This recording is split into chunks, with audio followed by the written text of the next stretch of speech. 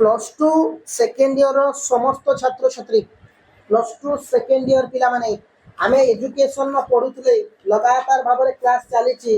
तो आम पूर्वर महात्मा गांधी को कंप्लीट कर कमारिकिया एवं गोपबंधुंकर करिछु अरविंदंकर करिछु जॉन डींगर कर ऋषंकर कर तो एबे आमे जिबा शिक्षण विषय रे शिक्षण रो किछि एमसीक्यू किछि एकमारिकिया किछि रेखांकित शब्द को आमे आज पढ़िबा बहुत गुरुत्वपूर्ण प्रश्न बारंबार परीक्षा रे रिपीट होतिया प्रश्न एवं इंटरनल परीक्षा पे भी बहुत गुरुत्वपूर्ण प्रश्न पिले तो जिबा देरी न करी क्लास को स्टार्ट करि नबा तो प्रथम प्रश्न तुम सामना रे अछि लाइव चैट बॉक्स ऑन अछि सब पिला उत्तर डी को देबे देखंतु प्रश्न देई तुम सामना रे कोन देइछि ना पिले माने केउटी गण शिक्षण जनित कार्य नुहे पिले केउटी शिक्षण जनित कार्य नुहे आ भितर को केउटी शिक्षण जनित कार्य नुहे जणे शिशुर अक्षर लिखिबा ऑप्शन जणे बालिका संगीत गान करिबा गोटिए पक्षी उड़ी जीवा जणे लोक बही कौन बही बांधिबा तो देखो जणे शिशु अक्षर शिखिबा गोटे शिक्षा आमे न शिखिले से शिखिबोनी जणे को गीत यदि न शिखिबा त शिखिबोनी जणे लोक बही बांधिबा न शिखिले समस्त बांधि परिबेनी गोटे पक्षी उड़ी जीवा पक्षीटा त माँ पेटरू शिखिकी आसी पक्षी के आमे शिखौनी तो आंसर डी हेजिबो गोटिए पक्षी उड़ी जीवा परवर्ती प्रश्न शिक्षण प्रसंग रे केउ उक्ति ठीक आ भितर कुह शिक्षण प्रसंग रे केउ उक्ति ठीक ना शिक्षण एक आचरणगत सामूहिक परिवर्तन शिक्षण हो एक आचरणगत सामूहिक परिवर्तन शिक्षण एक स्वयंवाचक आचरण शिक्षण परिपक्वता को बुझाए शिक्षण रे अल्प बहुत चिरस्थायी आचरण परिवर्तन 2 नंबर उत्तर होछि पिले घ शिक्षण रे अल्प बहुत चिरस्थायी आचरण परिवर्तन शिक्षण जो अल्प बहुत रही चिरस्थायी आचरण परिवर्तन परवर्ती केउटी शिक्षण को प्रभावित करुथिबा को गुरुत्वपूर्ण कारक नुहे केउटी शिक्षण को प्रभावित करुथिबा को गुरुत्वपूर्ण कारक नुहे ना शिक्षार्थी रो शारीरिक मानसिक स्वास्थ्य ना ऑप्शन अछि शिक्षार्थी रो पारिवारिक पृष्ठभूमि ना शिक्षार्थी रो प्राक शिक्षण प्रस्तुति ना शिक्षार्थी रो सहजात सामर्थ्य शक्ति पिले हमर व्हाट्सएप ग्रुप रे खोलछु तमान पई नोट्स फ्री रे दिया जिवो 25 रो बोर्ड एग्जाम पे यदि जॉइन हबो तळे लिंक दिया छि डिस्क्रिप्शन जॉइन हे जिवो 3 नंबर प्रश्न डी रो उत्तर होछि ग हमें कहि परिबा शिक्षार्थी रो प्राक शिक्षण प्रस्तुति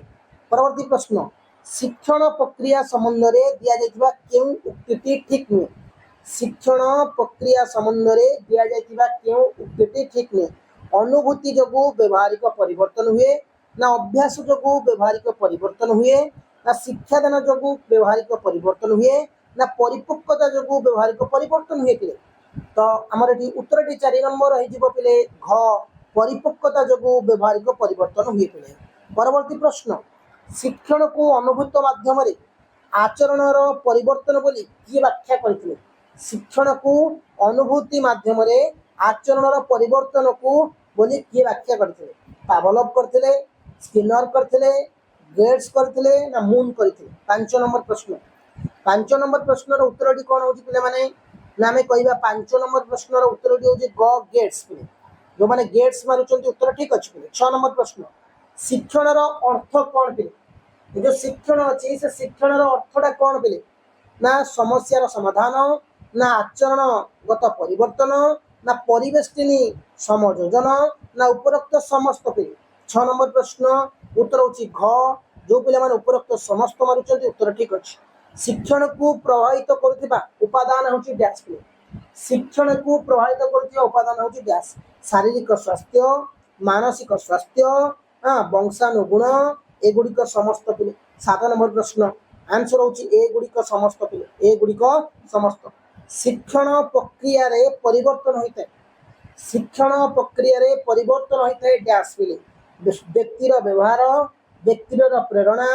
व्यक्तिर प्रवृत्ति व्यक्तिर व्यक्तित्व 8 नंबर प्रश्न उत्तर होची व्यक्तिर व्यवहार पिले आंसर जो व्यक्तिर व्यवहार पिले परवर्ती प्रश्न कोन रही देखंतु पिला माने शिक्षण रो प्रगतिशील आचरण ग्रहण ही शिक्षार प्रगतिशील आचरण ग्रहण प्रक्रिया ही शिक्षण एक था किए कहिथिले थर्नडाइक कहिथिले स्किनर कहिथिले क्रो एवं क्रो कहितले आउ किए ना किंग्सले कहितले 9 नंबर उत्तर टी पिले माने होची हां हम कहि परिबा स्किनर पिले किए कहि परिबो ना स्किनर हेइतले 10 नंबर प्रश्न तत्परता नियम संबंधित अटे तत्परता व्यक्तित्वर सहित वृद्धि सहित समयोजन सहित शिक्षण सहित 10 नंबर उत्तर होची घ जोटा कि आम कह शिक्षण सहित पिले 11 नंबर प्रश्न शिक्षण स्वरूप कौन पिले शिक्षण स्वरूप शिक्षण उद्देश्यमूलक शिक्षण एक सक्रिय प्रक्रिया शिक्षण संकलनात्मक एगुड़िक समस्त पिले 11 नंबर होची घ एगुड़िक समस्त बयसर वृद्धि संगे संगे शिशुर पिला माने शारीरिक और मानसिक विकास घटी था यह क्या द्वारा संभव शिक्षण द्वारा अभिवृद्धि द्वारा परिपक्वता द्वारा अभिप्रेरणा द्वारा 12 नंबर प्रश्न उत्तर होची ग परिपक्वता द्वारा मिले पिला माने जिबा परवर्ती प्रश्न जोड़ा कि 1 नंबर किसी प्रश्न अच्छी शिक्षण कहले कौन बुझा शिक्षण माने अभिज्ञता अनुभूति एवं प्रशिक्षण द्वारा स्थायी आचरणगत परिवर्तन कारण अनुभूति अभिज्ञता गोटे पिलाटी साइकिल चलेवा शिखिनी से अनुभूति अभिज्ञता द्वारा थरे चढ़ला दिथर तीन थर चार थर बेलू पढ़ला पढ़ी पढ़ी पढ़ी से शिखुची है गेट्स भाषा शिक्षण क्या कहुए ना गेट्स भाषा अनुभूति और प्रशिक्षण मध्यम आचरणगत माने अनुभूति और प्रशिक्षण आम ना कौन अनुभूति अच्छी कौ जिनसा प्रशिक्षण अच्छी मध्यम आम बारंबार छोट बेलू भाषा खराब करुले बिहेव खराब करुले किंतु आमर जो अनुभूति रहा आम जो आचरण रहा ताकू परिवर्तन करके शिक्षण कर शिक्षण विषय कल्विन कौन कहते शिक्षण विषय ना कल्विन कहते अभिज्ञता द्वारा आचरण परिवर्तन अभिज्ञता माने अनुभूति तुम छोट द्वितीय श्रेणी जमी पढ़ुल व्यवहार करुल आचरण करुल आज प्लस टू पढ़ी से व्यवहार कर कि ना कहीं तार व्यवहार परिवर्तनटा हो शिक्षण गोटे संज्ञा प्रदान कर क्रो एवं क्रो मतरे अभ्यास ज्ञान और मनोवृत्तिर आदिर समार अभ्यास ज्ञान मनोवृत्ति आम कौन अभ्यास ज्ञान मनोवृत्ति आदिर समारोह की शिक्षण कहुए परिपक्वता कौन बयसर वृद्धि सहित भिन्न भिन्न पारदर्शिता प्रकाश करने बयसर वृद्धि सहित भिन्न भिन्न पारदर्शिता प्रकाश करने को परिपक्वता कहुए विभिन्न प्रकार पारदर्शिता जहाँ भी अच्छी प्रकाश करने परिपक्वता स्किनर मतरे शिक्षण क्या कहवा स्किनर मतरे ना शिक्षार प्रगतिशील आचरण ग्रहण प्रगतिशील जो आचरण व्यवहार को आम कहीपर